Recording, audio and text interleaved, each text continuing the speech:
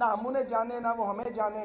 انہوں نے مقدمہ دیکھا جو فراڈ تھا سارا مقدمہ، اور پھر بالآخر 16 مہینے کے بعد سپریم کورٹ آف پاکستان سے وہ انصاف ملا اور ہم باہر آئے.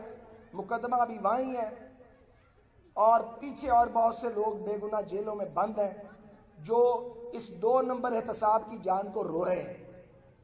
یہ احتساب ہوتا کیوں ہے؟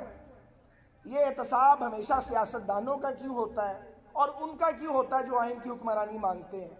یہ 72 سال کا کھیل ہے، یہ کھیل ختم ہی نہیں ہونے میں آ رہا. اور میں ہمیشہ یہ سوچتا ہوں کہ ہمیں جیل میں ڈلوا کے، ہمارا کاروبار تباہ کروا کے، ہمیں رسوا اور بدنام کرنے کی کوشش کر کے جو لوگ یہ کر رہے تھے ان کو کتنے نفلوں کا ثواب ہوا، انہیں کیا ملا؟ نہ ہم بھاگ سکے، نہ ہمارا نقطہ نظر بدلا، نہ ہم نے اپنا سوچ اور نظریہ بدلا، کچھ بھی نہیں بدلا، اور بدقسمتی سے ملک کا ماحول بھی نہیں بدلا. اور یہ جو کہتے تھے کہ جناب ہم تو دولت لوٹی ہوئی باہر سے واپس لائیں گے، یہ تو ایک آنا نہیں لائے. آج 3 سال شروع ہو چکا ہے. ہاں یہ ضرور ہوا کہ نوکریاں جاتی رہیں، روزگار جاتا رہا، مہنگائی آسمان سے باتیں کرتی ہے، لوگوں کا ایک وقت کا چولہا نہیں جلتا. میں نہیں کہتا کہ نواز شریف صاحب کے دور میں دودھ اور شہد کی نہریں بہتی تھیں، لیکن جو آج تباہی مچی ہے ایسی تباہی کبھی کسی نے نہیں دیکھی. ہم تو دعوے نہیں کرتے تھے، کام کرتے تھے. ان سے پوچھیں انہوں نے 2.25 سال میں کیا کیا. ان کی حکومت کو 7.25 سال ہو گئے ہیں. خیبر پختونخوا میں انہوں نے کیا کیا؟ وہاں پہ انہوں نے کوئی میگا پروجیکٹ کیا؟ کہیں پورے ملک میں ہمارے بنائے ہوئے پروجیکٹ ہیں ان پہ اپنی تختیاں لگاتے ہیں، وہ بھی مکمل نہیں کر پاتے، وہ بھی مکمل نہیں ہوتے. ان سے اتنے نالائق لوگ لا کے بٹھا دیے گئے ہیں جنہوں نے پاکستان کا سوا ستیہ ناش کر کے رکھ دیا. کہتا تھا کہ جی میں دوں گا 50 لاکھ گھر، کوئی گھر ملا کسی کو بھائی؟ 1 کروڑ نوکریاں دوں گا. کس کو نوکری دی ہے؟ لوگوں کو بےروزگار کر دیا، لوگوں کا کاروبار ہی تباہ کر دیا. جس دکان پہ 5 یا 7 بچے کام کرتے تھے وہاں 2 بچے کام کرتے ہیں. لوگ بے روزگار کر رہے ہیں، لوگوں کو نوکریوں سے نکال رہے ہیں. جو تھوڑا کماتا اس کا بھی پورا نہیں ہوتا، جو زیادہ کماتا اس کا پورا بھی نہیں ہوتا. اور اس پہ جب احتساب کا چورن پٹ گیا، نہیں بکا، لوگوں نے کہا یہ جھوٹ ہے، عدالتوں نے بھی جھوٹ قرار دے دیا، تو اب ایک نیا سلسلہ شروع ہو گیا ہے، اب غدار بناؤ. پہلے غدار کا سرٹیفکیٹ دیتے تھے سندھ میں، بلوچستان میں اور ادھر خیبر پختونخوا میں. اب خیر سے پنجاب میں بھی غداروں کی فہرست بن رہی ہے. میں نے کل کہا سوشل میڈیا پہ کہ یہ نہ ہو کہ نئی مردم شماری کرانی پڑے اور یہ جو نام نہاد محب وطن اپنے آپ کو کہتے ہیں اور لوگوں کو غداری کے تمغے دیتے ہیں، پتہ لگے غدار ود گئے تو محب وطن کٹ گئے. تو خدا کا خوف کرو یار. اگر کسی کے منہ سے کوئی بات نکل جاتی ہے تو اس کے سر میں جوتے مارنا شروع کر دیتے ہو، منہ کالا کرنا شروع کر دیتے ہو. شہر میں بینر لگا دیے جاتے ہیں.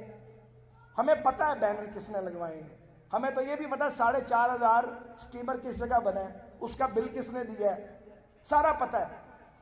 یہ تھوڑے ہوتا کہ پتہ نہیں لگتا. جتنا مرضی بڑا شہر ہے، ہمارا شہر ہے، یہ ہو ہی نہیں سکتا کہ کوئی بات چھپی رہے.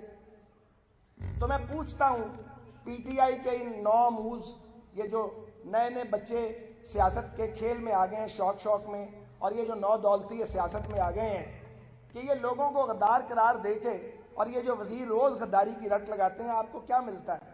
آگے سے جواب دو تو چیخیں نکل جاتی ہیں آپ کی، پھر سرپٹ بھاگتے ہو. اور یہ جو سردار ایاز صادق جیسا ایک شریف النفس آدمی ہے، جن کے یہاں پہ فری آئی ہاسپٹل چلتا ہے پچھلے 50 سال سے، انہوں نے فری ان کے خاندان نے اسکول بنائے ہوئے ہیں گڑی شاہو کے علاقے میں، وہ اسپیکر رہے ہیں قومی اسمبلی کے. انہوں نے بات کی تو وہ پکڑ لی، اور اس سے پہلے جو ہمیں تم گالیاں نکالتے اور ہر وقت غدار قرار دیتے ہو، تو کسی دن جواب نہیں لینا کہ صرف جواب بات کرنی ہے، جواب نہیں لینا. جواب آئے گا تو پھر آپ کو برا لگتا ہے. اور افسوسناک بات یہ ہے کہ حکومت کے وزیر اور خود وزیر اعظم صاحب وہ پاکستان کی جو دفاعی ادارے ہیں ان کو ملوث کرنے کی کوشش کر رہے ہیں.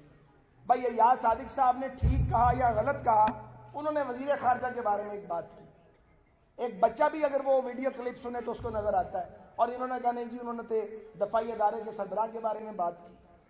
یہ آپ کی حب الوطنی ہے کیا آپ پاکستان کی خدمت کر رہے ہیں؟ اور یقین کریں دل بہت پریشان ہے.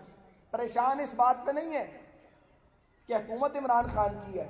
ہمارے حالات وہ ہیں کہ آپ نے وہ کہاوت سنی ہوئی ہے کہ ایک بچہ تھا اور 2 خواتین نے دعویٰ کر دیا کہ یہ ہمارا بچہ ہے. وہ سنی ہوئی ہے نا؟ ایک بچے پہ 2 عورتوں نے دعویٰ کر دیا کہ ہم اس کی مائیں ہیں. تو وہ جب فیصلہ چلا گیا کسی سمجھدار کے پاس تو اس نے کہا اچھا ٹھیک ہے. اس نے کہا اس کے 2 ٹکڑے کر دو. تو جو اصل ماں تھی اس نے کہا نہیں ٹکڑے نہ کرو، اسی کو دے دو. اور بھائی تم ہی رکھو، ہمیں نہیں چاہیے، ہمیں اس اقتدار کی ضرورت نہیں ہے، مگر اس ملک کو ٹھیک طریقے سے چلاؤ، غربت کم کرو، رہو اقتدار میں، رج کے رہ لو اقتدار میں. ہمیں کوئی ضرورت نہیں ہے اقتدار کی. ہمیں معلوم ہے یہ اس ملک کا اقتدار یہ پھولوں کا بچھونا نہیں، کانٹوں کی سیج ہے. آپ سے چلتا تو چلاؤ، لیکن چلاؤ انسانوں کی طرح، لوگوں کو ستاؤ نہیں، غریب آدمی کی زندگی کو دوبھر نہیں کرو، لوگوں کا جینا حرام نہ کرو. ملک کو چلاؤ، آگے لے کے جاؤ، جہاں ہم نے چھوڑا اس سے آگے لے کے جاؤ. کوئی تم بھی منصوبہ بنا لو. رو کے پشاور میں ایک بس بنائی تھی، وہ بس کبھی جل جاتی ہے، کبھی شارٹ سرکٹ ہو جاتا ہے، کبھی کھڑی ہو جاتی ہے. یہ ہماری بنائی ہوئی بسیں کھڑی کیوں نہیں ہوتی؟ اورنج لائن یہ جو بنی ہے یہ پاکستان کی پہلی میٹرو ٹرین ہے. اس پہ کون سفر کرے گا؟ عام آدمی کرے گا نا. اس کی بڑی تکلیف تھی، اس کو روکے رکھا. ایک صاحب یہاں ہوتے تھے، ثاقب نثار ان کا نام تھا، بدقسمتی سے وہ چیف جسٹس بن گئے. انہوں نے تباہی پھیلا دی، نہ عدلیہ کا وقار باقی چھوڑا، نہ جمہوریت کا وقار باقی چھوڑا، نہ انہوں نے جسٹس کیا، باقی سب کچھ کیا. انہوں نے اورنج لائن پہ سٹے دے دیا. اور مدعی کون تھا؟ یہ پی ٹی آئی والے، جنہوں نے افتتاح کیا وہ اس کے خلاف مدعی تھے.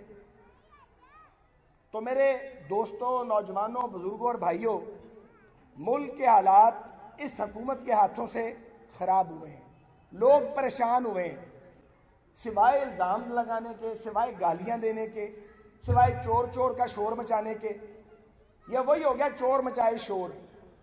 یہ تو جب آپ جائیں گے خیر سے تو آپ کی کہانیاں باہر آئیں گی تو پتہ چلے گا کیا گل کھلائے تھے آپ نے. لیکن میں آج یہ کہنا چاہتا ہوں کہ نفرت کی جو لکیریں ہیں یہ دشمنی کی دراڑوں میں بدل رہی ہیں. اور اگر ملک میں اس طرح ایک دوسرے سے دشمنی ہو جائے تو پھر باہر جو دشمن بیٹھا ہوتا ہے وہ فائدہ اٹھاتا ہے. بتائیے میں غلط کہہ رہا ہوں یا ٹھیک کہہ رہا ہوں؟ تو ہم یہ بتائیں ہم اس ملک کی کیا خدمت کر رہے ہیں ایک دوسرے کو گالیاں دے کے اور غدار کا الزام لگا کے؟ یار اس طرح ملک چلتے ہیں؟ آپ تنقید کریں، اپوزیشن تنقید کرے، اختلاف کریں، اتفاق کریں،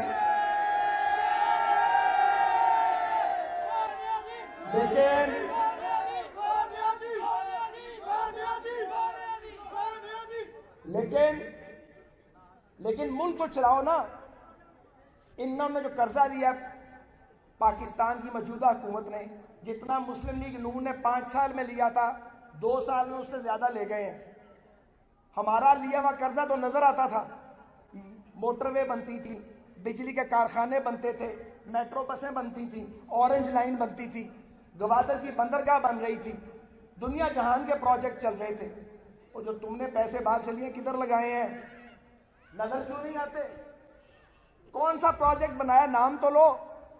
آج وہاں چلے گئے ہیں موصوف گلگت بلتستان کو صوبہ بنانے کے لیے. گلگت بلتستان کو حقوق ملنے چاہیے، ان کو ڈیولپمنٹ ملنی چاہیے. ان کو پیپلز پارٹی نے بھی حقوق دیے، انہیں میاں محمد نواز شریف کی حکومت میں بھی بڑی ڈیولپمنٹ ملی.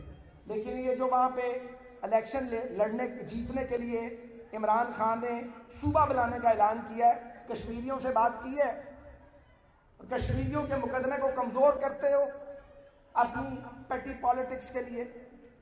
2 سال گلگت بلتستان یاد نہیں آیا؟ آج الیکشن آیا تو انہیں جانا یاد آیا.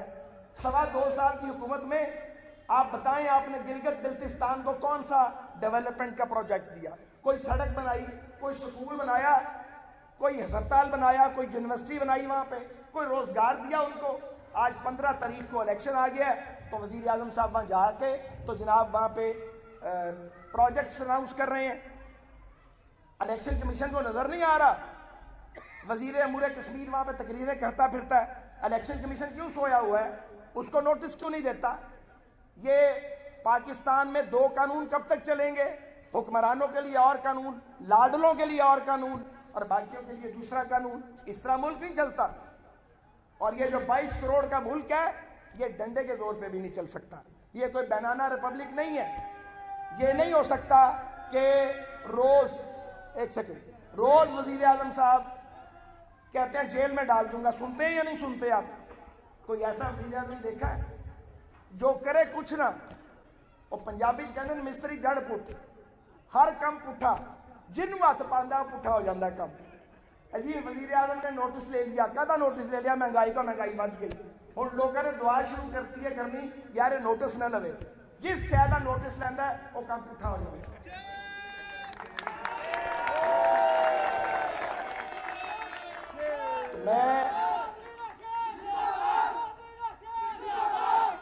میں میرے دوستوں اور بھائیوں یہاں اس لیے بھی دو وجہ سے میرا آنا ضروری تھا۔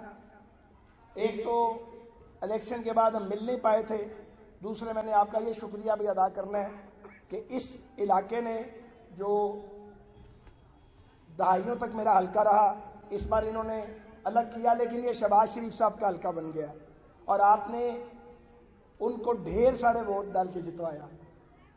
تو وہ جیل میں ہے دوبارہ، میں ان کی بھی نمائندگی کر رہا ہوں، اپنی نمائندگی بھی کر رہا ہوں۔ آپ کا شکریہ ادا کرنا چاہتا ہوں۔ آپ شہباز شریف کے بارے میں سوچیں کہ جس شخص نے ناک نقشہ بدلا پورے پنجاب کا، وہ کیا اس سلوک کا حقدار ہے کہ اس کو جیل میں بار بار ڈالا جائے؟ کمر کی تکلیف، کینسر سروائیور، اور آپ ان کی عمر دیکھیں، ان کی خدمت دیکھیں، ان پہ جھوٹے الزام لگا کے انہیں پھر جیل میں ڈال دیا۔ تو یہ کیسے چلے گا مجھے بتائیں نظام؟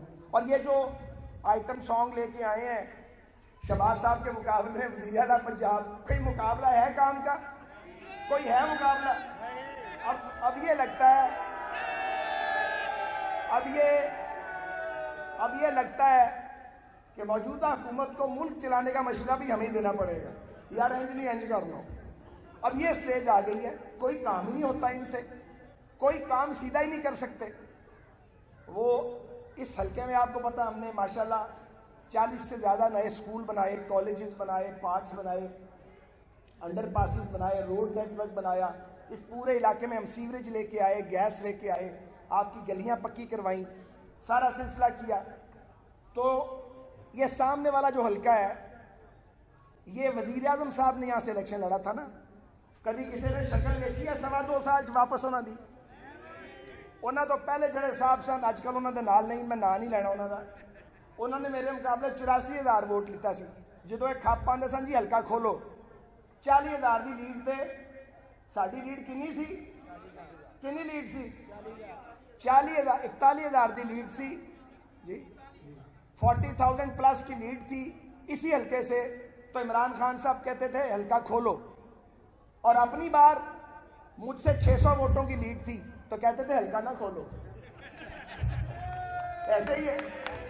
تو مجھے یہ بتائیں، جو آدمی جھوٹ بولے، جو آدمی وزیر اعظم بن کے لوگوں کی نقلیں اتارے سٹیج پہ کھڑے ہو کے، جو آدمی سوکنوں کی طرح کوسنے دے، جنہوں پنجابی چاہتے ہیں سوکناڈا لاوے، یار وہ آدمی سب کچھ بن سکتا ہے، لیڈر نہیں بن سکتا۔ تو پاکستان کو لیڈرز کی ضرورت ہے، پاکستان کو ظرف والے لوگوں کی ضرورت ہے۔ میں آپ کا شکر گزار ہوں کہ آپ بڑی تعداد میں یہاں تشریف لائے۔ آپ کو پتہ ہے کہ 13 لاہور میں انشاءاللہ تعالی ایک بڑا جلسہ ہوگا، اور میرا خیال ہے وہ جلسہ مینار پاکستان پر ہوگا۔ ابھی اس کا فیصلہ ہونے والا ہے، اور اس کے میزبان لاہور کے لوگ ہوں گے۔ اپنے آپ کو اس کے لیے تیار کیجئے۔ ہماری جدوجہد پرامن تھی، پرامن ہے، پرامن رہے گی۔ ہم نہ کسی کو پتھر ماریں گے، نہ کسی کو گالی دیں گے، نہ کسی کو ڈنڈا اٹھائیں گے، نہ ڈنڈا ماریں گے۔ یہ کام پولیٹیکل ورکر نہیں کرتے، جمہوری جدوجہد، سیاسی جدوجہد ہمیشہ پرامن ہوتی ہے، مگر میں آپ سے درخواست کروں گا اتنی بڑی تعداد میں آپ پرامن انداز میں سامنے آئیں کہ کوئی لاٹھی بھی نہ اٹھا سکے، کوئی جھگڑا بھی نہ ہو اور مسئلہ بھی حل ہو جائے۔ مسئلہ حل ہوگا انشاءاللہ۔ اس ملک میں آئین، قانون اور انصاف کی حکمرانی کا سورج انشاءاللہ تعالی طلوع ہو کے رہے گا۔